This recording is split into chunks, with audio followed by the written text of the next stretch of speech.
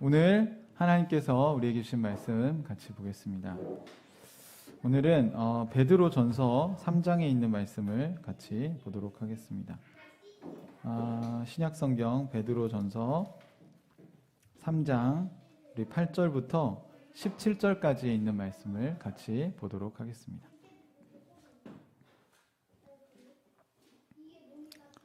신약성경 제가 가진 성경은 328쪽에 있는데요, 여러분. 베드로전서 3장 8절부터 17절까지 있는 말씀을 우리 같이 보도록 하겠습니다. 네, 다 찾으셨나요? 네. 온라인으로 예배 드리시는 분들도 다 찾으셨죠? 네, 그러면 우리 베드로전서 3장 8절부터 17절까지 저랑 한 절씩 같이 우리 교독하도록 하겠습니다. 마지막으로 말합니다. 여러분은 모두 한 마음을 품으며 서로 동정하며 서로 사랑하며 자비로우며 겸손하십시오. 모욕을 모욕으로 갚지 말고 복을 빌어주십시오. 여러분으로 하여금 복을 상속받게 하시려고 하나님께서 여러분을 부르셨습니다. 생명을 사랑하고 좋은 날을 보려고 하는 사람은 혀를 다스려 악한 말을 하지 못하게 하며 입술을 닫아서 거짓말을 하지 못하게 하여라.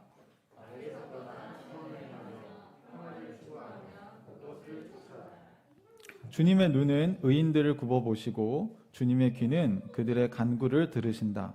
그러나 주님은 악을 행하는 자들에게서는 얼굴을 돌리신다.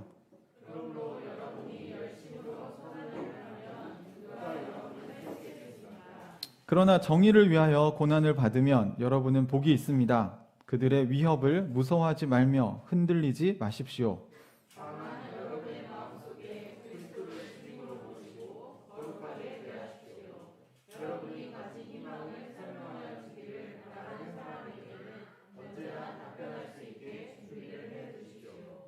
그러나 온유함과 두려운 마음으로 답변하십시오. 선한 양심을 가지십시오. 그리하면 그리스도 안에서 행하는 여러분의 선한 행실을 욕하는 사람들이 여러분을 헐뜯는 그 일로 부끄러움을 당하게 될 것입니다. 선을 행하다가 고난을 받는 것이 악을 행하다가 고난을 받는 것보다 낫습니다. 아멘. 네. 여러분은 어디에 소망을 두고 사세요? 그러니까 영어로 호프라고 하잖아요. 희망이라고도 하고 소망이라고 하는데 여러분은 어떤 희망을 갖고 요즘 살아가고 계세요? 요즘 제 주변에 보니까 뭐 주식이 대박 났으면 좋겠다는 희망을 가지고 사는 사람도 있는 것 같고요. 또 어떤 사람들은 싱글인 친구들은 좋은 배우자를 만나는 소망을 가지고 살아가는 것 같기도 합니다. 직장에서는 여러분이 또 성공하기를 바라면서 살아갈 수도 있을 것 같고요. 아이를 키우는 엄마 아빠들은 자식들이 건강하고 바르게 자라주기를 희망하고 살아가는 것 같기도 합니다. 그럼 여러분, 요즘에 여러분은 어떤 희망을 가지고 살아가고 있나요? 그런데 제가 이 질문을 제 자신에게 던져보니까 희망이 없이 살아가는 것 같다라는 생각이 들었어요. 그냥 매일매일 주어진 삶을 쳇바퀴처럼 열심히 살다 보니 내가 무엇을 위해서 살고 있는 걸까? 라는 생각이 잘 들지 않는 것 같더라고요. 우리에게 희망이라는 게 있는 건가? 여러분이 아시는 것처럼 그 판도라 상자의 이야기에 나쁜 게 많이 나왔는데 가장 마지막 밑바닥에 있었던 것 중에 하나가 희망이잖아요. 그러니까 사람에게 희망이 없다면 아마 인생을 살아가는 게 어려울 거라고 생각이 듭니다. 우리가 5월 한 달 동안 참된 인생을 찾아보자라는 주제를 가지고 이야기를 나누고 있는데 오늘 마지막 시간인데요. 참된 인생을 살려면, 우리가 정말 행복한 삶을 살려면 우리한테 희망이 있어야 된다는 것입니다. 희망이 없으면요, 현실에서 우리가 직면하는 그 고통과 또 깨어진 세상에서 우리가 어쩔 수 없이 겪을 수밖에 없는 아픔들을 이겨나갈 수가 없습니다. 시편 23편에 여호와가 선한 목자시기 때문에 나에게 부족함이 없다라고 시작을 하잖아요. 근데 그 시편 23편의 내용에도 보면 어떤 이야기가 나오냐면 처음에는 푸른 초장과 쉴만한 물가로 인도하시기 때문에 나에게 부족함이 없다라는 그 믿음 때문에 중간에 사망의 음침한 골짜기를 지나갈 때에도 해를 두려워하지 않는 이유가 뭐예요? 선한 목자가 나를 이끌고 있다는 희망이 있기 때문입니다. 그래서 지금 당장은 이곳이 사망의 음침한 골짜기, 정말 어둡고 캄캄하고 어쩌면 죽음의 위협이 느껴지고 이 길을 통과하면 정말 푸른 초장이 나올까? 라는 의심이 우리한테 들 수 있는데 그 양들을 이끌고 가는 가이드, 인도자가 선한 목자라고 믿기 때문에 그 길을 갈 수가 있다라는 거예요. 저는 가끔 인생의 어두운 터널 가운데 있는 사람들을 만나게 됩니다. 여러분은 삶이 요즘 괜찮으시다면 네, 할렐루야인 거는 기쁜 일인데요. 우리가 인생을 살다 보면은요, 정말 끝이 보이지 않는 어두움 가운데 내가 놓여 있는 것처럼 느껴질 때가 있어요. 어떨 때는 생계가 막막해서 그럴 수도 있고요.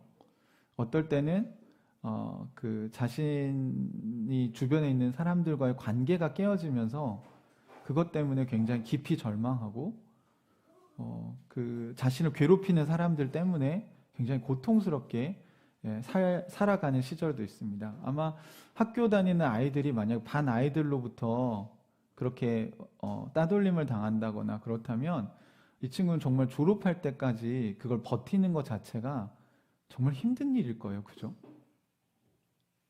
직장에서도 그렇잖아요. 직장에서도 다 여러분을 사랑해주지 않잖아요. 그렇기 때문에 우리가 거기서 버틴다고 하는 게 어떨 때는 굉장히 힘들 때가 있는 것 같아요. 그냥 거기서 빨리 벗어나 버리고 싶을 때가 있습니다. 또는 정서적으로 상처가 깊고 어려움을 겪으시는 분들은 인생에서 이게 불쑥불쑥 튀어나올 때마다 굉장히 고통스럽죠. 본인의 그 연약함을 알지만 그걸 직면하는 것은 굉장히 쉬운 일이 아닙니다. 그래서 제가 이 신앙생활을 하면서 깨달은 게 있는데요. 이 사망의 음침한 골짜기를 지나가야 푸른 초장을 만날 수 있다는 거예요. 그 인생의 어두운 터널 가운데 있을 때 우리는 무엇을 볼 수 있어야 되냐면 저 끝에 희미하게라도 보이는 이 터널의 끝에서 새어나오는 빛을 볼 수 있어야 합니다. 정말 예수님도 안 보이고 하나님의 사랑도 느껴지지 않고 정말 캄캄한 것 같은 상황에서 여러분 우리는 무엇을 볼 수 있어야 되냐면 희망을 볼 수 있어야 돼요. 그래서 여러분 왜 성경에 연약한 무릎을 일으켜 주시고 또 나를 이끌어 주시고 그런 이야기들이 나오잖아요. 우리가 넘어져 있을 때 일으켜 주시고 여러분 생각해 보세요. 캄캄한 터널, 동굴 같은 터널이 있는데 그 속에 여러분이 이 터널의 끝이 없구나 라고 거기 주저앉아 계시면 터널이 저절로 지나갈까요? 여러분 이런 착각을 주는 게 사단의 속임수입니다. 그냥 지나갈 거라는 거예요. 그게 시간이 지나면 지나갈 거라는 거예요. 아니에요, 여러분. 그러니까 왜 사람들이 술을 의지하는지 생각해 보니까 잠시 있는 거예요. 그죠? 그리고 잠을 청하는 거예요. 자고 나면 문제가 해결돼 있나요? 아니에요, 여러분. 그 터널 그대로 있어요. 또 괴롭죠. 괴로우니까 또 어떻게 해요? 희망이 없기 때문에 또 다른 주님을 의지하게 되는 것입니다. 여러분 이만큼 우리 인생에 행복하게 살기를 원하신다면 내 인생의 희망은 무엇인가를 점검하셔야 돼요. 이게 가장 본질적인 문제입니다. 나는 무엇을 위해서 살아가고 있는가? 오늘 본문을 시작하기 전에 앞에 또 남편과 아내들에 대한 이야기를 베드로도 하거든요. 저희가 지난번에 에베소서를 살펴봤지만 바울도 얘기하고 베드로도 얘기하는데 베드로가 얘기할 때 5절에 보시면 전에 하나님께 소망을 두고 살던 거룩한 여자들도 이렇게 살았습니다. 이렇게 얘기를 해요. 그러니까 오늘은 아내와 남편 얘기를 할 건 아닌데 여기에 무슨 얘기를 했냐면 하나님께 소망을 둔 여자들, 얘기하는 거예요. 그러니까 하나님께 소망을 안 둔 여자들한테는 이 얘기를 할 필요가 없어요. 또 남편들에게 얘기할 때도 하나님께 소망을 둔 남편들한테 얘기를 하는 거예요. 그러니까 하나님께 희망을 두고 있어요. 그러니까 이 터널을 지나가게 하시는 분은 하나님이라고 믿는 거죠. 이 터널의 끝이 있다고, 그리고 터널의 끝으로 나를 인도하실 거라고 믿는 사람들이 이렇게 산다는 것입니다. 이게 없으면요, 이렇게 안 살죠. 그러니까 하나님이 선한 목자가 인도하시지 않는 삶은요, 터널이 언제 끝날지 몰라요, 여러분. 그러니까 이게 터널이 하나가 아닌 거예요, 출구가. 그러니까 돈이 여러분의 인생의 희망이어서 돈이 여러분을 이끌고 가잖아요. 그럼 끝이 없어요. 여러분의 욕심도 끝이 없고요. 만족하지 못하세요. 내가 1억을 벌면 10억 번 사람이 부럽고요. 10억을 벌면 100억을 가지고 있는 사람이 부러운 거예요. 그러니까 어떻게 해요? 결국 절망하게 돼요. 마치 메비우스의 띠처럼 계속 열심히 도는데 그 자리인 거예요.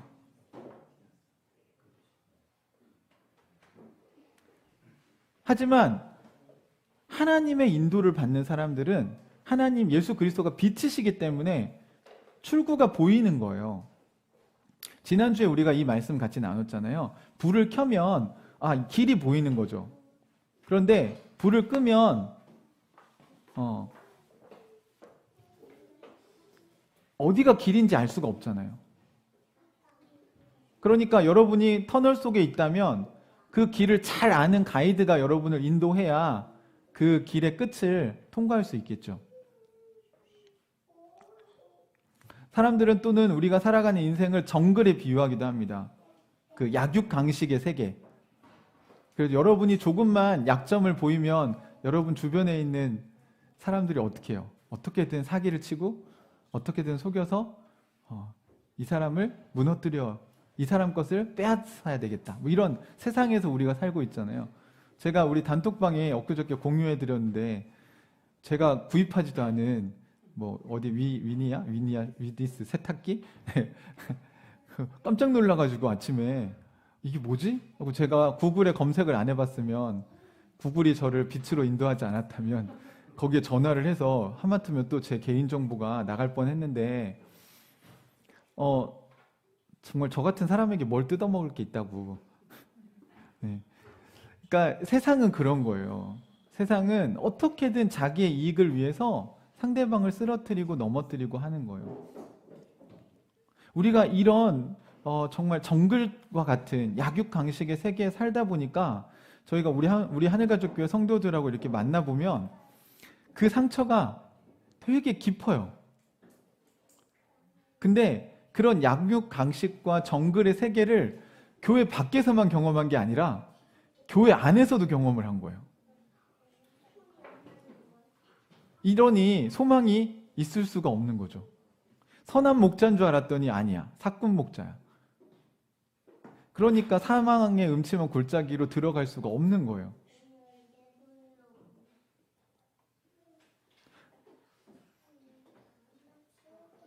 키에르케고르가 얘기한 것처럼 절망은 죽음에 이르는 병입니다. 우리가 절망하기 시작하면요, 내가 죽든지 남을 죽이든지 둘 중에 하나를 선택하게 돼요. 하지만 희망을 가진 사람들은요, 나도 살고 남도 살리는 삶을 살게 됩니다. 이것이 하나님 나라의 비밀이고 하나님 나라에 소망을 둔 사람들의 삶이라는 것이죠. 그럼 오늘 우리가 이 희망에 대한 이야기를 시작할 때 굉장히 베드로가 한 이야기 중에 도전이 되는 문장이 구절이 있어요. 15절을 한번 먼저 보실래요? 15절 우리 같이 한번 읽어볼까요? 시작. 다만 여러분의 마음속에 그리스도를 주님으로 모시고 거룩하게 대하십시오. 여러분이 가진 희망을 설명하여 주기를 바라는 사람에게는 언제나 답변할 수 있게 준비를 해두십시오. 제가 이 말씀을 이렇게 묵상을 하다가, 맞죠? 우리도 우리 마음속에 예수 그리스도를 주님으로 모신 사람들이잖아요. 그쵸? 그러면 어떤 일이 일어나냐면 그 뒤에 보면 여러분이, 그러니까 베드로가 지금 편지를 쓰고 있는 그 교회, 베드로 공동체의 성도들에게 얘기하고 있는 건데, 여러분이 예수 그리스도를 주로 마음에 모시고 살면 어떤 일이 일어난다고요? 여러분에게 네, 여러분이 가진 희망을 누군가 설명해 달라고 요청한다는 거예요. 그래서 제가 한번 생각해 봤어요. 요즘에 나에게 이 하나님 나라에 내가 가지고 살고 있는 희망에 대해서 물어보는 사람이 있나? 그러니까 우리가 복음을 전하지 않아도 여러분의 삶을 보면서 다른 사람들하고는 좀 다른데 희망을 가지고 살아가는 것 같은 거예요. 여러분이 하는 경제 생활 방식이 다른 거예요. 남들은 뭐 카드 빚내서 이 신용이 다 능력이다 뭐 이렇게 믿고 살아가는데 어떤 사람들은 그냥 저는 제가 번 돈에서 그냥 거기서 제가 쓰고 이렇게 살아갑니다. 어떤 사람들은 자신이 번 돈보다 훨씬 더 높은 삶의 기준을 두고 살아가는데 어떤 사람들은 자기의 수준에 맞게 살면서 자족의 비결을 누리면서 살아가는 사람들이 있어요. 세상에서는요 이렇게 살면 바보라고 해요.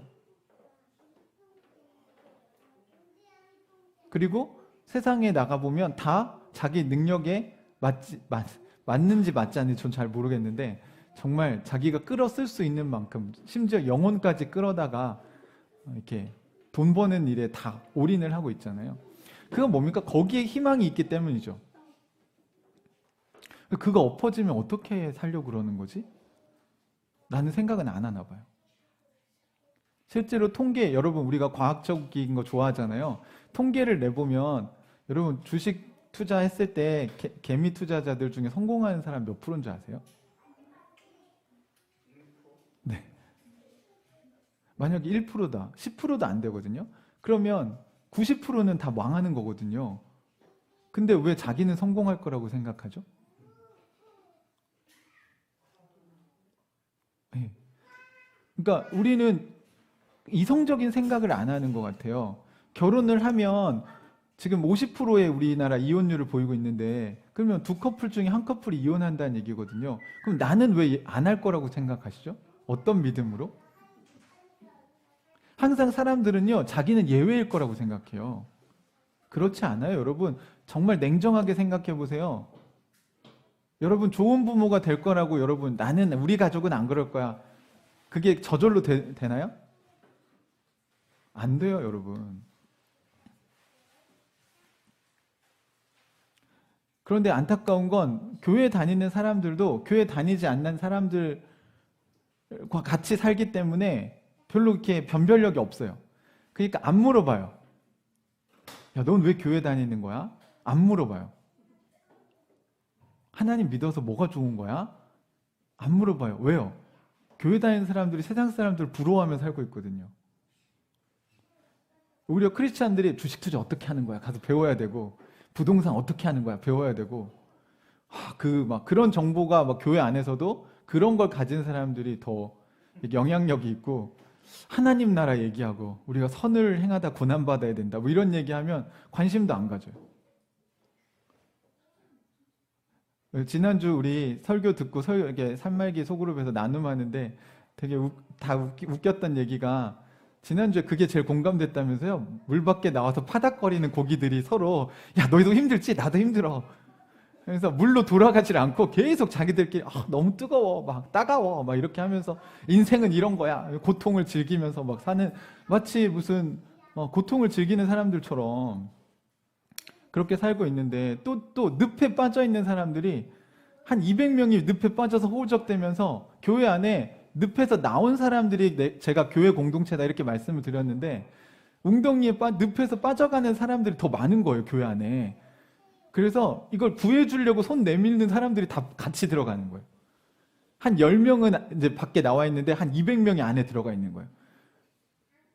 그 10명, 200명을 건져낼 수 있을까요? 그러다 자기들도 들어가는 거예요. 사랑하는 형제자매 여러분, 지금 우리가 어디에 희망을 두고 살아가고 있는지, 지금 내가 어디에 있는지 잘 구분을 하셔야 돼요. 물 밖으로 나와 계시면 빨리 물속으로 들어가셔야 돼요. 정신을 차려야 됩니다. 이 시대가요, 악해요. 성경은 말세에 이를수록 어려운 시절이 올 거라고 얘기했어요. 여러분 지금 정신을 우리가 똑바로 차리지 않으면 이렇게 사는 게 맞나 보다. 이렇게 사는 게 행복인가 보다. 라는 메시지들이 끊임없이 우리한테 들어옵니다, 여러분. 우리가 진리를 분별하지 못하면 희망을 찾을 수가 없는 세상이에요. 너무 절망스러워요, 여러분. 통계 자료 여러분 시간 되시면 여러분 관심 있는 분야들의 통계 자료 다 살펴보세요. 그러면 정말 사회가 어디로 가고 있는 거지? 그러니까 정말 이기주의로 가고 있구나 이제. 그러니까 젊은 친구들은 뭐 보수, 진보 의미 없어요. 나한테 이득이 되냐 안 되냐요. 그러니까 갭 투자를 해야 되는데 부동산 뭔지는 잘 모르시나요? 야, 역시 거룩하게 사셔서 부동산 갭 투자라고 하는 게 아파트를 내가 대출 받아서 사요. 그럼 또 이 아파트를 담보로 또 대출 받아서 다른 아파트를 또 사요. 그럼 또 이걸로 담보 받아서 또 사요. 그러면 계속 대출 받아서 아파트를 막 사서 오르면 대박이 나는 거고 이제 떨어지면 이제 망하는 거예요. 근데 여러분 이게 이렇게 하면 실거주를 해야 될 사람들이 아파트를 살 수가 없잖아요. 그리고 가격을 이 사람들이 자기들은 살지도 않으면서 막 올리는 거잖아요. 돈 있는 사람들이. 그러면 서민들이 사는 게 어떻게 돼요? 대다수의 서민들은 살기가 힘들어진다고요. 그래서 정부가 이걸 막았어요. 법으로. 이걸 못하게 막았어요. 대출 규제를 했단 말이에요. 그러면 이걸 지지해줘야 되는 거 아니에요? 근데 나 갭 투자 못하게 막았다고 이 정부를 비난하는 거예요. 그러니까 물론 모든 정부가 모든 걸 잘한다는 얘기를 제가 하는 게 아니라 하나의 이렇게 디테일하게 건별로 보면 우리가 왜 이 정책에 대해서 찬성하고 왜 이 정책에 대해서 반대해야 되는지가 나한테 이득이 되냐 안 되냐인 거예요. 선악의 기준이 누구예요? 자기 자신인 거예요. 그러니까 희망도 어디다 걸어요? 자기한테 거는 거예요. 남의 말을 듣지 않아요. 그리고 더불어 함께 살아야 된다는 거를 생각하지 않아요. 설국열차라는 영화가 있었잖아요. 그 세상이 이제 완전 다 추워져 가지고 근데 지금 지구는 설국열차가 아니라 열국열차죠. 계속 뜨거워지고 있어요, 여러분. 지구 온난화가 심각한 지금 상황에 이르렀습니다. 저 이번 주에 경민자매가 텀블러 열심히 갖고 다녀서 도전을 받았는데 그러니까 시와 찬미와 뭐 이렇게 서로 화답한다는 게 봤으면 나도 맞아. 나도 갖고 다녀야지. 이렇게 하는 게 맞죠. 그렇죠? 근데 제가 에휴 뭘 귀찮게 뭐 텀블러를 갖고 다녀. 그냥 편하게 다니지. 이런 사람이 교회에 더 많으면 이 뭔가 이상한 거죠. 무슨 말인지 이해되십니까? 우리가 하나님께서 주신 세상인데 이런 거 좋은 걸 보면 이걸 따라해야지. 이렇게 가야지. 좋은 걸 봤는데 막 뒤에서 수근거려. 야, 뭐 쟤만 뭐 자기 뭐 환경 보호한다고. 해야지 그러면. 그리고 그렇게 하면 오히려 그런 얘기하는 사람들 우리가 혼내야죠. 넌 지금 늪 속에 있구나. 우리는 다 늪 밖에 나와 있는데. 너 빨리 나와. 너 이 환경 보호 우리 해야 되는 거야 원래. 이거 다 우리 아버지 거야. 그러니까 이게 희망을 갖고 살아가는 하나님께 소망을 둔 사람들의 모습이라는 겁니다. 그러니까 여러분 이 세상에 소망을 둔 사람들과 하나님께 소망을 둔 사람들이 같게 살까요? 다르게 살까요? 네. 어떤 부분은 비슷하지만 어떤 부분은 다르게 삽니다. 뭔가를 우리가 행동을 할 때 하나님께 소망을 둔 사람들은 하나님과 소통하고 이게 하나님 뜻인지 아닌지 한번 생각해보고 일을 결정해 나간다는 거예요. 처음엔 이게 우리한테 굉장히 쉽지 않아요. 어색하고요. 어려운 거예요. 좋은 습관을 들이는 것처럼 어려운 일입니다. 그러니까 운동을 하면 여러분 최소한 몇 개월 이상은 해야 기본기를 익혀야 이게 내게 되잖아요. 그런 것처럼 처음엔 여러분 그 단계까지 가려면 몸에 배려면 되게 쉽지 않아요, 여러분. 그러니까 텀블러를 갖고 다니는 습관을 들인 사람은 이게 익숙하지만 이게 손에 아직 익숙하지 않은 사람들은 의지적으로 노력해요. 그래서 저도 오늘 가방에 텀블러 끼워가지고 왔어요. 이거 의지적으로 노력을 해야 되는 거예요. 그러니까 저라고 해서 저절로 되지 않아요. 그러니까 영성은 삶의 열매로 드러나는 겁니다. 목사님 설교는 잘하시는데 삶은 엉망이에요. 그러면 그 설교도 못 하는 거예요. 하면 안 되는 거예요, 그러면. 여러분, 저도 이거 참 부족한데, 저는 잘하는 것처럼 얘기하는 게, 내가 이게 부족한데, 우리 성도들 중에 이런 거 잘하는 사람이 있으니까 우리가 이걸 따라갑시다. 네. 이렇게 되는 게 건강한 공동체라는 겁니다. 그러니까 우리는 소망이 다 같아야 되는 거예요. 그래서 선악의 기준을 그 소망을 가지고 우리가 이렇게 다시 분류하는 겁니다. 그런 게 우리 교회 안에 운동으로 일어나야 되는 거예요. 그래서 다음 주엔 다들 텀블러를 이렇게 네, 올려놓고, 그러니까 이게 정죄하려고 하는 게 아니고요, 여러분. 우리는 그러니까 멸망하려고 예수님 오신 게 아니라 우리를 구원하시러 오신 거잖아요. 그러니까 여러분, 그거에 대해서 그냥 부족함이 있으면 내일부터, 다음 주부터는, 내일부터는 내가 이렇게 살아야지라고 우리가 같이 서로 북두더지고, 맞아, 그렇게 사는 게 맞지, 이렇게 박수 쳐주고 격려해주고, 그래서 너도 한번 해봐라, 말씀 묵상. 이걸 나는 누리고 있는데 왜 너가 못 누리는 게 너무 안타깝다. 이런 마음을 갖는 게 정상이고, 그럼 여러분에게 물어본다는 겁니다. 여러분이 가진 소망에 대해서.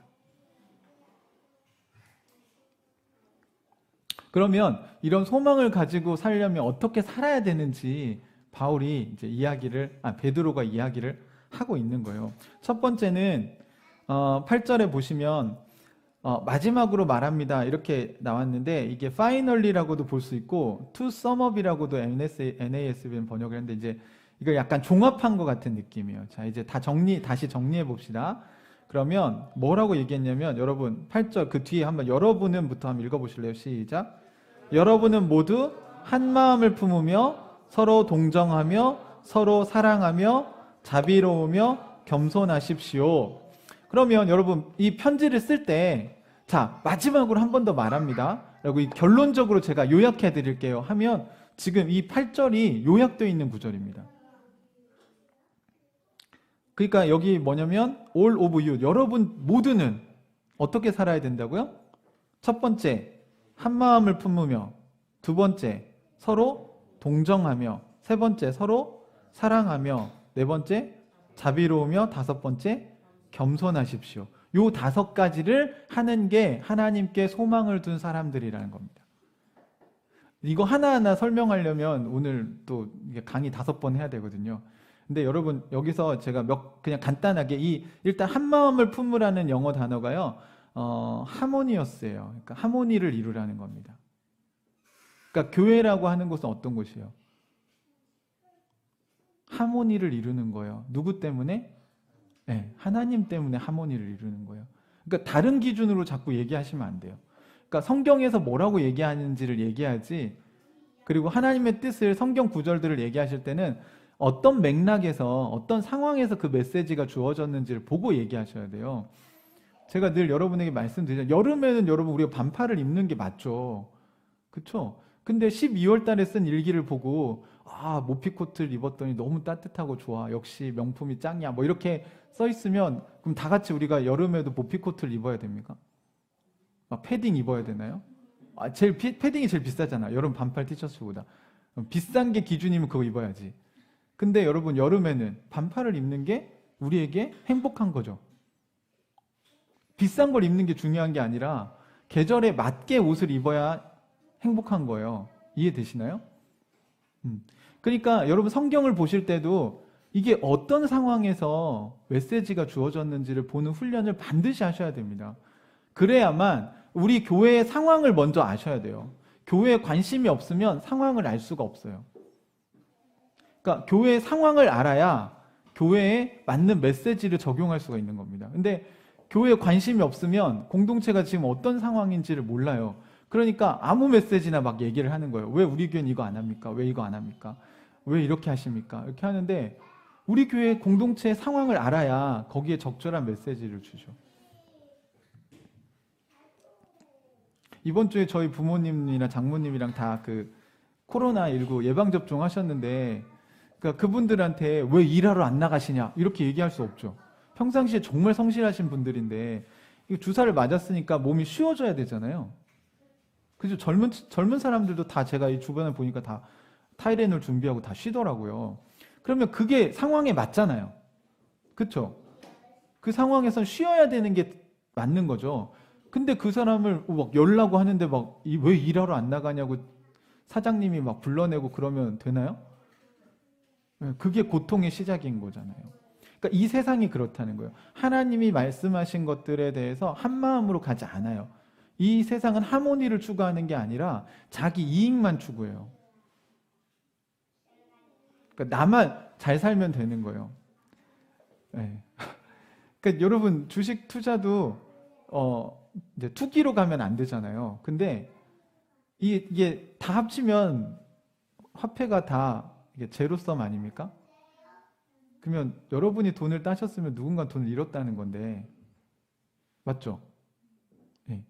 그러면 그 사람들의 삶은 우리가 그냥 무시해도 되나요? 이걸 어떻게 적절하게 조화를 이룰 것인가에 대한 고민을 하는 게 그리스도인인 거예요. 그냥 무조건 아싸 좋다 이게 아니라. 그래서 원래 그 부에 대해서 청교도에서 어떻게 얘기했냐면 이건 사회의 일부 환원되어져야 된다고 생각했던 게 기독교입니다. 그러니까 건강한 자본주의를 만들어낸 게 기독교인데 거기에 몇 가지 특징이 있어요. 하나는 노동을 굉장히 귀하게 여긴 거고요. 또 하나는 그 부가 생겼을 때 이게 일정 부분 사회에 환원되어져야 된다라고 생각을 한 거예요. 그리고 자본은 우리가 지배해야 될 대상이지 우리가 지배당해야 될 대상이 아니라는 본질적인 그 주도권을 잘 유지하는 게 기독교의 자본론이죠. 근데 이게 없으면 천민 자본주의가 되는 겁니다. 나만 잘 먹고 잘 살면 돼. 남이야 죽든지 말든지. 그러면 여러분 그 피해가 다시 누구한테 돌아올까요? 다시 여러분에게 돌아와요. 그분들이 결국은 먹고 살 수 없어서 범죄를 저지르고 범죄를 저지르면 또 피해가 발생하고 그 피해를 입은 사람 또 상처를 받아서 또 다른 범죄가 생기고 그러면서 사이코패스도 만들어지는 거고 그 사이코패스가 결국 불특정 다수에게 공격을 하게 되면 우리의 가족이나 우리의 이웃이 피해를 받을 수도 있는 거죠. 그러면 여러분 이게 근본적으로 그 사이코패스인 범죄자 한 명을 잘 가두면 문제가 해결되나요? 아니에요. 여러분 우리가 살고 있는 이 세상 자체가 정글이기 때문에 언제든지 이상한 변종이 나올 수 있는 이 근본적인 구조가 바뀌지 않으면 이건 언제든지 어디서든 나올 수 있는 거예요. 지금도 있을지 몰라요. 너무 큰 상처를 받고 너무 힘든 일을 겪다가 사람이 어느 순간에 정신적으로 문제가 생길 수 있는 겁니다.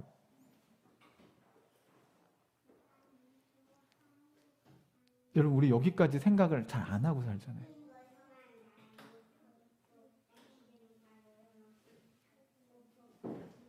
감기가 나으려면 감기약을 먹어야 바이러스를 제거해야 이게 증상이 없어지는 거예요. 콧물 난다고 여기 코 막고 기침 난다고 입 막으면 감기가 해결되는 게 아니라고요. 증상만 눈에 보이는 증상만 없앤다고 해서 사회가 좋아지냐? 아니라고요, 여러분. 이 사회를 지배하고 있는 정신 자체가 바뀌지 않는 이상 희망이 없어요. 그런데 하나님께 소망을 둔 사람들은 이 5가지 정신을 성령의 열매처럼 하나님께 소망을 둔 사람들의 삶에 나타난다는 거예요. 하모니를 이루려고 하고 여기 이제 동정이라는 단어를 저는 좀 공감과 같은 것 같아요. 그러니까 동정하면 약간 나보다 못한 사람을 이렇게 동정하는 것 같은데 그게 아니고 마음을 같이 공감해 주는 거. 이게 이제 예수님이 그 나인성 과부의 아들이 죽었을 때 그 여인의 마음을 공감하시잖아요. 그러니까 공감 능력이 생긴다는 거예요. 크리스찬들한테는. 하나님께 소망을 둔 사람들은 나한테만 관심 있는 게 아니라 내 몸을 사랑하는 것처럼 이웃을 사랑하게 돼요. 그 말은 무슨 얘기냐면 관심을 갖고 공감하는 능력이 생긴다는 거예요. 남편은 아내를 공감하려고 하고 아내는 남편을 공감하려고 하는 게 그리스도인의 부부관계란 말이에요. 관심을 가지면 그 사람에 대해서 묵상하게 돼요. 그럼 내가 뭘 사랑하니까 뭘 해줘야 될지 알아요. 근데 그걸 안 하니까 네가 나한테 맞춰라. 이건 하나님께 소망 둔 모습이 아니죠. 세 번째는 러브, 사랑하는 건데 여기에 이제 빠졌지만 어떤 사본에는요 형제와 자매, 그러니까 as brother and sister, 그러니까 형제와 자매로서 사랑하라는 겁니다.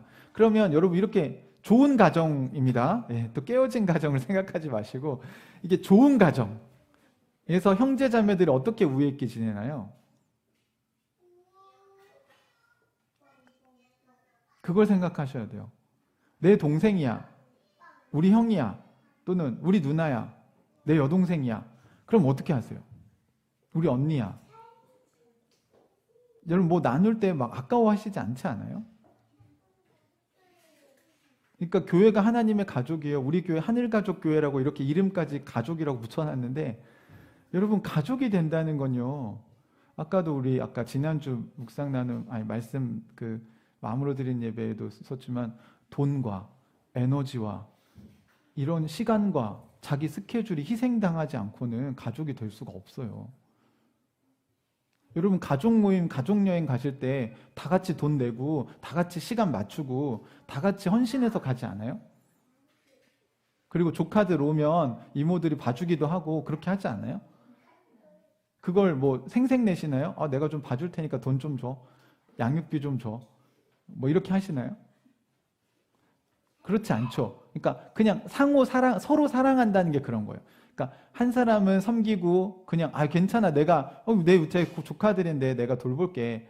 또 한쪽은 네가 돌봐줬으니까 우리가 너 용돈이라도 좀 줘야겠다. 뭐 이렇게 서로 해야 가족이 서로 사랑하는 거지. 어느 한쪽이 당연하게 생각하면 그건 가족이 아니에요, 여러분. 아내가 집안일 하는 걸 남편들이 당연하게 생각하면 그건 가족이 아니에요. 그게 귀하고 감사한 줄 알아야 돼요. 반대로 아내는 남편들한테 직장에서 일하면서 스트레스 받으면서 힘든 게 귀하고 감사한지 알고 그걸 서로 표현하면 문제가 없는데 보세요. 서로 그걸 표현하면 안 싸울 텐데 다 싸우면 다 그 얘기잖아요. 내가 얼마나 밖에서 힘든 줄 알아? 여기 내가 집에서 얼마나 힘든 줄 알아? 그쵸? 이게 왜 하모니가 안 됩니까? 공감을 안 하니까 그런 거예요. 근데 하나님께 소망을 뒀다는 건요, 여러분 말씀 묵상하거나 기도하시면요 하나님이 그걸 얘기하십니다. 경험해 보셨어요? 제가 요즘에 말씀 묵상 이렇게 나눔 이렇게 보면 다 평상시엔 아이들한테 막 뭐라고 했나 봐요. 근데 엄마들이 다 반성을 막 하고 있어요. 말씀 묵상을 하더니 아이를 내가 노엽게 한 것 같다. 우리 아이에게 뭐 그림책을 읽어줘야겠다. 막 이런 적용들을 한단 말이죠. 이게 뭐예요? 아이들의 입장을 생각해보는 시간을 누가 주시는 거예요? 성령께서 주시는 거예요. 그럼으로써 그 가정에 뭐가 일어납니까? 하나님 나라가 이루어지는 거예요, 여러분. 그러니까 천국을 죽어서 가는 게 아니라 천국이 이루어진다고요.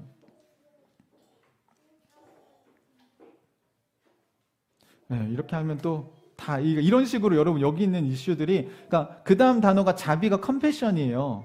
그러니까 긍휼히 여기는 거예요. 힘든 사람을 보면 도와줄 마음을 가져야지. 그쵸? 여러분 집안일 열심히 힘들게 하고 있으면 도와줄 생각을 해야지. 너 다 들고 와, 나는 걸어가고 와. 우리 공익 광고에 있었잖아요. 회사에서는 뭐 여직원들 거 다 들어주고 장 보고 집에 가는데 마트에서 아내가 이렇게 힘들게 들고 가는데 아빠는 아이스크림 먹으면서 막 하고. 그럼 되겠어요, 안 되겠어요? 그건 자비함이 없는 거예요. 그건 자비를 떠나서 기본 매너가 안 된 거예요. 여러분 하나님께 소망을 둔다는 그런 거고 마지막에 이제 겸손, 험불이라는 게 있다는 겁니다. 그런데 여기 이 구조가요, 여러분.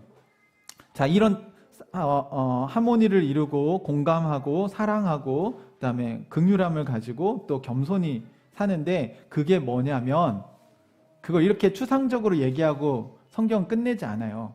그 다음 구절이 여기에 대한 보충 설명이에요. 근데 이 보충 설명을 한번 보세요. 이렇게 해야 됩니다. 겸손하십시오. 근데 이렇게 사는 게 뭐냐면 악을 악으로 갚거나 모욕을 모욕으로 갚지 말고 복을 빌어 주십시오. 여러분을 하여금 복을 상속받게 하시려고 하나님이 여러분을 부르셨습니다. 라고 번역되어 있는데 이렇게 돼 있으니까 여러분이 이게 이해하기가 되게 어려우신데요. 이게 어떤 말이냐면 그러니까 악을 악으로 돌려주지 않고 이게 not A 법 B로 돼 있거든요. 그러니까 returning evil for evil. 그러니까 악을 나한테 한다고 해서 내가 악으로 되돌려주지 않고 또 모욕을 나한테 한다고 해서 나한테 모욕으로 돌려주지 않고 이 5가지 특징을 가진 사람들, 하나님께 소망을 둔 사람들은 뭘로 돌려주냐면 블레싱으로 돌려준다는 거예요. 그러니까 축복으로 돌려준다는 겁니다. 그래서 예를 들면 이런 거예요. 우리 아이들한테 저주의 말을 하지 마시고 아유 이 예수님 닮아가는 놈아 뭐 이렇게 이 천국 갈 녀석 뭐 이렇게 하는 거예요. 우리가 축복으로 이 말을 돌려주는 거죠. 우리가 싸울 때 다 비난이 오면 비난으로 갚잖아요. 근데 하나님께 소망을 둔 사람들은 그게 아니라 비난이 와도 아유 주님께서 너를 사랑하셔. 그래도 너 하나님께서 너를 성숙하게 만드실 거야. 이 예수님 닮아가는 사람아 이렇게 이야기를 해주는 게 우리에게 연습이 필요하다는 겁니다. 그러니까 이 5가지 성품을 갖고 살아가야지 이게 아니고 구체적으로 뭐가 나냐면 이렇게 말로 그게 표현이 된다는 거예요. 그래서 왜 우리는 그걸 축복으로 돌려주냐면 그 뒤에 우리가 축복을 하나님 나라의 축복을 상속받은 사람이기 때문이라는 거예요. 우리 복의 근원에 대해서 한번 다뤘잖아요. 똑같은 얘기입니다. 우리가 복의 근원이기 때문에 악이 왔는데 우리는 이게 복으로 나간다는 거예요. 왜? 우리 안에 복이 채워져 있으니까 누르면 복이 튀어나온다는 거예요. 그 복이라는 게 뭐예요?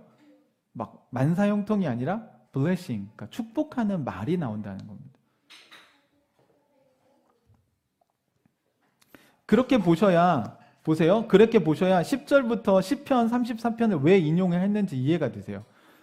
그렇게 얘기를 했기 때문에 시편 33편에 여기 보세요. 생명을 사랑하고 좋은 날을 보려고 하는 사람은 이게 영어에 보면 이렇게 돼요. 어떤 사람이냐면 desire life, 그 어떤 인생, 저희가 인생에 대해서 얘기하고 있는데 어떤 인생을 desire, 원하는 사람이냐면 to love and see good days, 그러니까 사랑하기 위해서, 사랑하는 것과 또 하나는 뭐냐면 좋은 날을 보기 원하는 사람들. 여러분 이게 행복 아니에요? 그렇죠? 사랑하고 좋은 날을 보기 위해서 사는 인생을, 그런 인생을 원하시는 분들은 이렇게 사세요 이렇게 얘기한 거예요. 여러분 그렇게 살고 싶으시죠? 그럼 어떻게 살라고 얘기했습니까? 10절 후반부부터 혀를 다스려서 악한 일을 하지 못하게 하고 입술을 닫아서 거짓말을 못하게 해라. 이 얘기할 때 must로 시작해요. must keep, 그러니까 지키라는 거예요. 무조건 이런 걸 원하면, 이런 인생을 원하면 이거는 선택이 아니고 반드시 해야 된다는 거예요. 뭘 해야 돼요? 혀와 입술을 지켜야 된다는 거예요. 뭘 못하게? 악을 말하거나 남을 막 거짓말하거나 이러면 안 된다는 거예요. 이거는 여러분 그리스도인들에게 얘기하는 겁니다. 세상 사람들은 그렇지 않죠. 그러니까 다른 거예요. 언어부터가 다른 거예요. 성경에 여러분 언어에 대한 이야기를 굉장히 많이 해요. 여러분은 아실지 모르겠는데, 그러니까 우리 마음으로만 구원받고 예수님 잘 믿으면 되지. 그 잘 믿은 결과가 뭐가 나와야 돼요? 말로 표현된다는 거예요, 여러분. 언어가 바뀌어야 돼요. 그래서 행복한 삶을 원하신다면, 좋은 날을 보고 싶으시다면 여러분의 입술과 여러분의 혀를 다스려서 악한 말을 못하게 하고 거짓말을 못하게 하라는 겁니다. 이 2가지가요 공동체를 깨트리는 거예요. 그러니까 악한 말을 하는, 험담하는 거하고요 거짓말, 이렇게 말이 자꾸 바뀌어요. 이 사람 말이. 그러면 진실한 교제가 안 돼요. 여러분 이거 굉장히 본인에 대해서 잘 돌아보셔야 됩니다. 그러니까 우리가 통합이 안 돼 있으면요 우리도 모르게 두려움 때문에 여기선 이렇게 얘기하고 저기선 저렇게 얘기하고 이러는 경우가 있을 수 있어요. 근데 그걸 참 어쨌든 잘 통합하셔야 됩니다.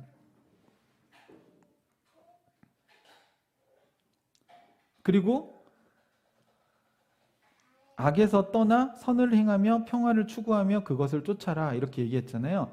이게 그 must keep 하면서, 그러니까 혀와 입술을 잘 지켜라 이거랑 11절에도 he must turn away from evil, 그러니까 악으로부터 돌아서라는 거예요. 그렇게 해야만 한다는 겁니다.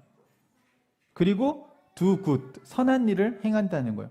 그러니까 악에서 돌아서서 선한 일을 한다는 건 아까 말했죠. 악한 말을 하지 않고 축복의 말을 한다는 겁니다.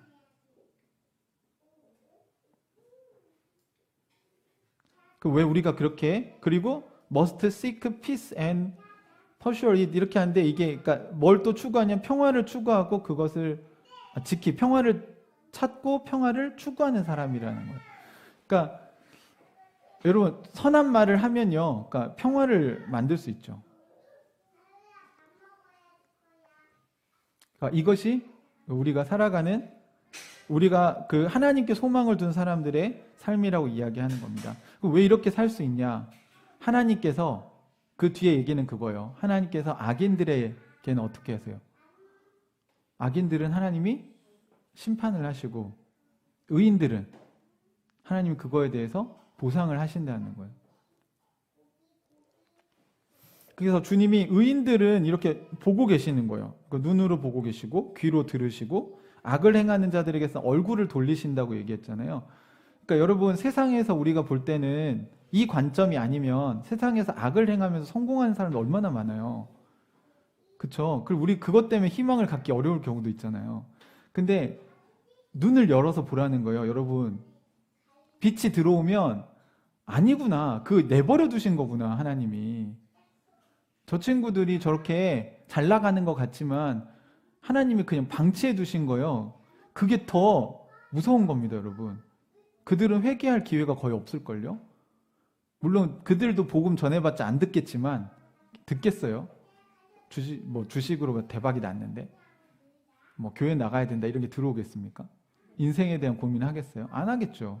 근데 그게 뭐예요? 그게 심판이라는 거예요. 현재적 심판. 죽어서 지옥 가는 게 아니라 이미 하나님이 얼굴을 돌리셨어요. 여러분, 그러니까 여러분이 그걸 부러워한다면 좀 이상한 거예요. 나는 하나님하고 지금 같이 살고 있는데 저기는 하나님을 몰라요. 그러면 내가 그게 부러울 수 있나요? 이게 더 중요한데? 소망이 여기 있는데? 나는 하나님과 소통하는 게 나의 소망인데, 소통은커녕 여기 나의 하나님과 관계가 단절된 채로 살아가고 있는데, 돈을 많이 벌면 뭐 할 것이며, 인기가 많으면 뭐 할 것이며, 이 세상에서 권력을 가지면 뭐 할 거냐는 거예요. 그게 여러분, 눈이 열리고 보인 게 그리스도인이라는 겁니다. 그게 웅덩이에서 나온 사람이에요. 웅덩이에 지금 빠져가고 있는데 거기다 다이아몬드 100개 갖고 있으면 뭐 할 것이며, 대통령이면 뭐 할 것이며, 거기서 인기가 팔로워가 몇백만 명인 연예인이면 뭐 할 거냐고요. 어차피 지금 죽지 않았지만 지금 점점 늪에 들어가고 있는데, 그게 보이는데 그게 부럽냐고요. 그게 부러워서 나도 그렇게 늪으로 들어가는 삶을 살 수 있냐고요, 교회가. 아니죠. 그게 이 사람들에게 퀘스천이 된다는 거예요. 여기 다 늪에서 다이아몬드 돈 들고 있고, 다 명예 들고 있고, 여기 국회의원 뺐지, 이렇게 하고 있는데, 저 사람들은 이제 늪 밖에서 이렇게 보면서, 그거 별로 안 중요한데. 그래서, 우리는 모여서 춤추고 놀고, 여기서 즐겁게. 우린 자유다. 이렇게 하는데, 쟤네들은 돈도 없어, 권력도 없어, 인기도 없어. 근데 자유래. 뭘 못 보는 겁니까? 자기들이 늪에 빠져서 죽어가고 있다는 걸 못 보는 거예요. 그러면 하나님은요, 거기다 생명줄을 던져주세요. 불쌍히 여기셔서. 그렇지만 그들한테 생명줄에 관심이 없어요. 왜? 이게 더 중요한데? 자기들이 지금 이고 지고 들고 있는 게 중요한데. 이걸 하나라도 더 가져야 되는데. 생명줄 잡을 손이 어디 있어요?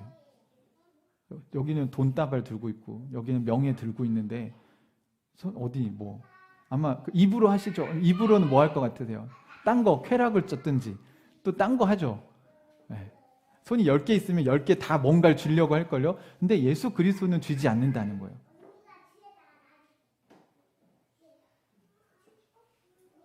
사랑하는 형제자매 여러분, 그런데 우리의 삶이 그들과 어떻게 같을 수가 있겠습니까? 겉으로 볼 땐 비슷하죠. 먹고 사는 건 비슷해 보여도 삶의 희망이 다른 거예요. 그래서 마지막에 바울이 얘기하는 겁니다. 17절 우리 같이 한번 읽어볼까요? 시작.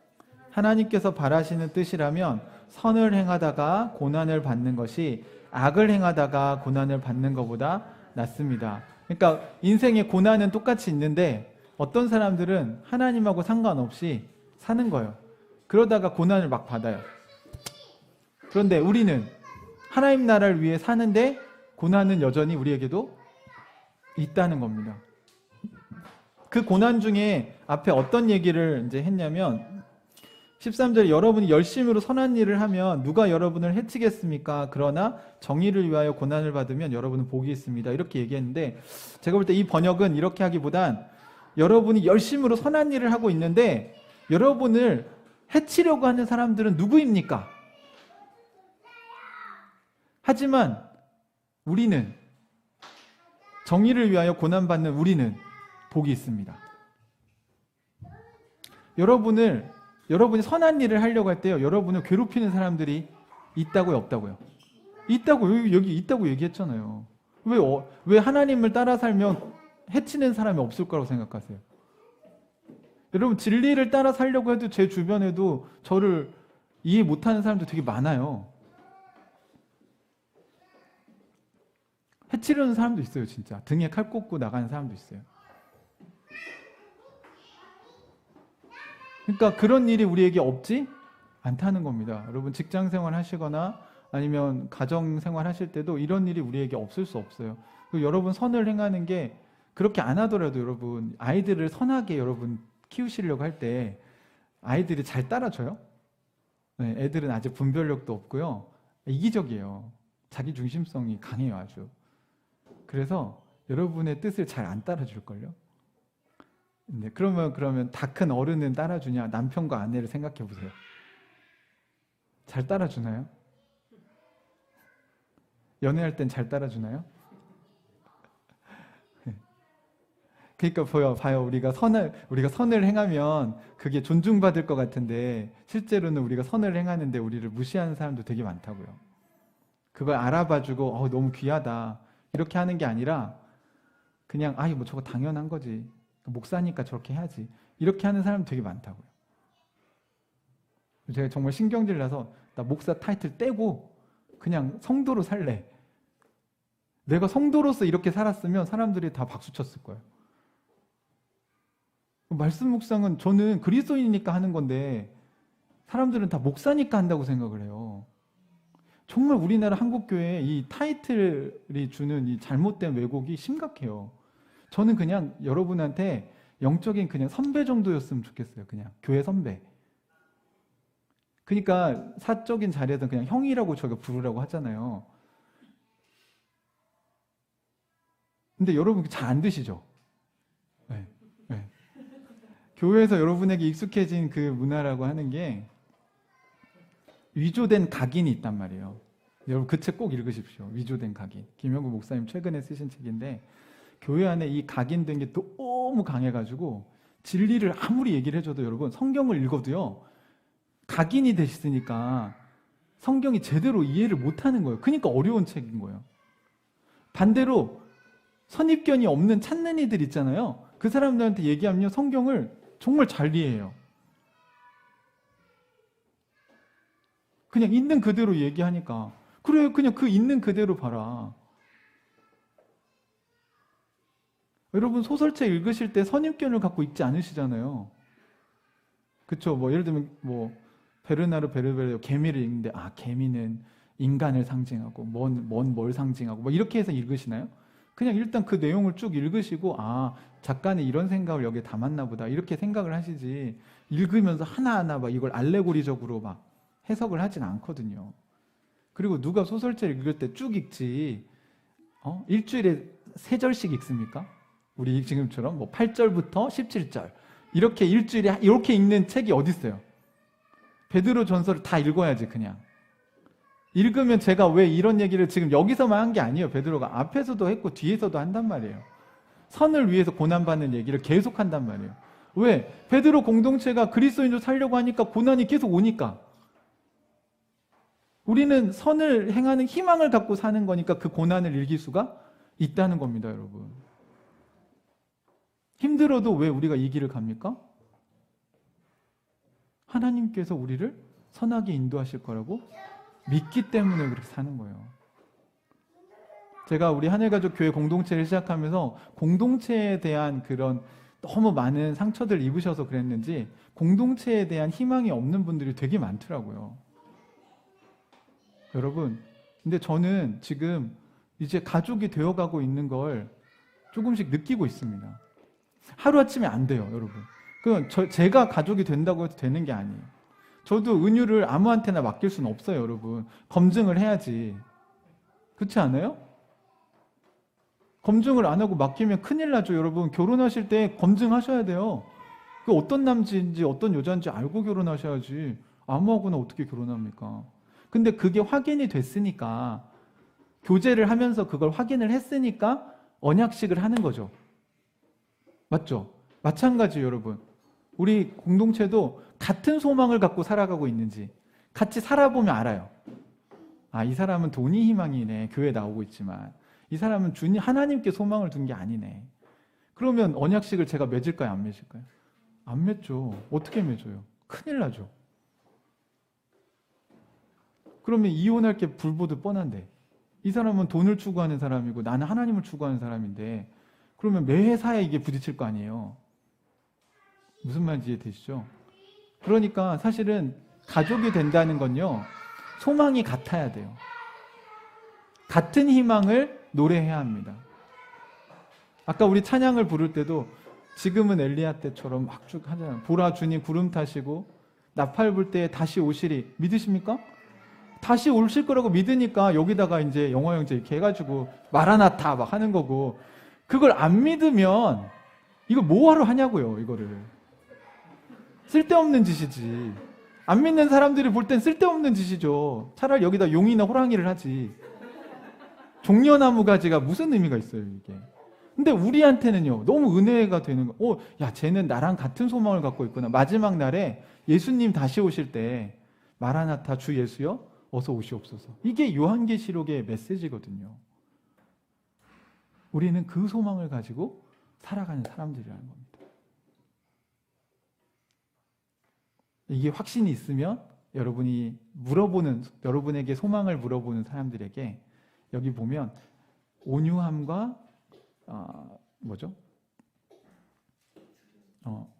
온유함과 두려움으로 답변하십시오 했는데, 이것도 여러분이 오해하실 것 같아서 설명을 하고 오늘 마쳐야 될 것 같아요. 온유함은 젠틀한 거고요.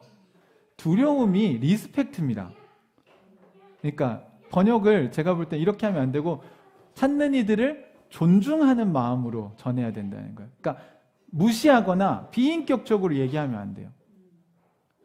지금까지 한국 교회가 또 잘못된 전도의 태도가 뭐냐면, 여기 보면 우리에게 그런 희망을 물어보면 너 이거 모르지? 너 예수 안 믿으면 지옥 간다?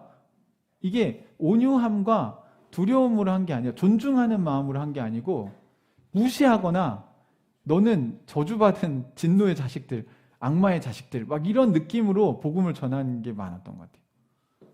근데 여긴 보죠. 젠틀하고 신사적으로 해야 되고요. 또 리스펙트, 존경하는 거잖아요.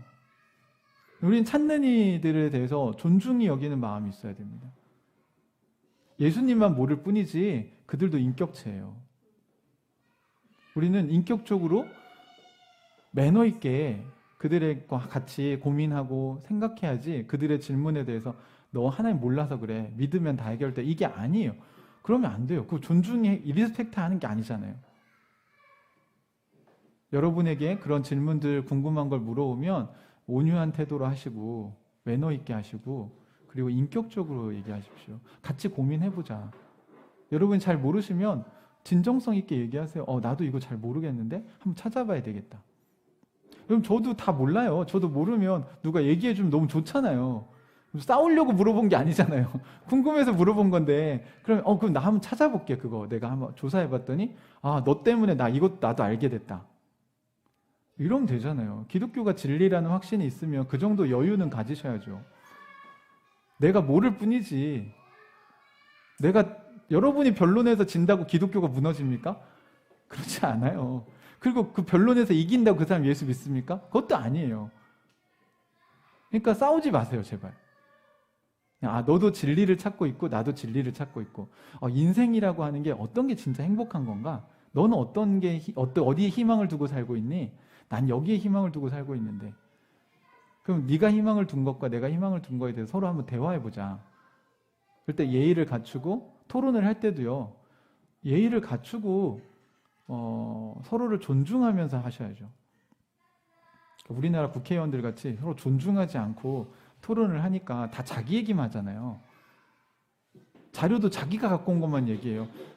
객관적인 자료를 같이 놓고 서로 잘못 이해했으면 나 이건 여기까지는 내가 잘못 본 것 같다. 여기서 여기까지는 우리가 너무 과도하게 고집부린 것 같다. 이렇게 얘기를 해야 이게 대화가 되는 거잖아요. 그러니까 크리스찬들은 그렇게 해야 된다고요.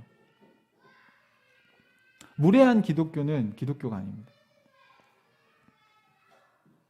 그래서 온유함과 두려움으로 한다는 건 그러니까 젠틀하게 하면서 신사적으로 하시고 또 리스펙트, 존경하는 마음으로 하시라는 거예요. 찾는 이들 존중히 여기십시오. 그들을 우리보다 한 수 아래 깔고 얘기하지 마십시오.